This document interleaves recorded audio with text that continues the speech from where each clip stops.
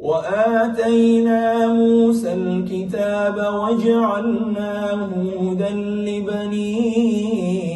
إسرائيل ألا تتخذوا من دوني وكيلا ذرية من حملنا مع نوح إنه كان عبدا شكورا وقضينا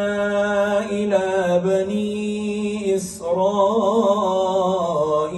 في الكتاب لتفسدن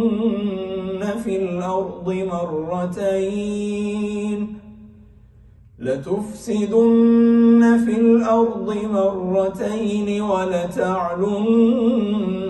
علوا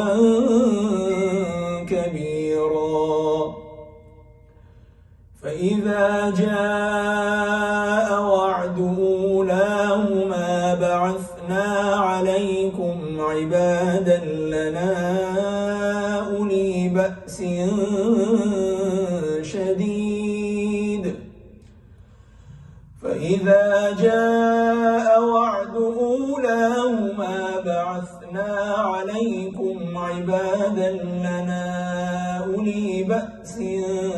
شديد فجاسوا خلال الديار وكان وعدا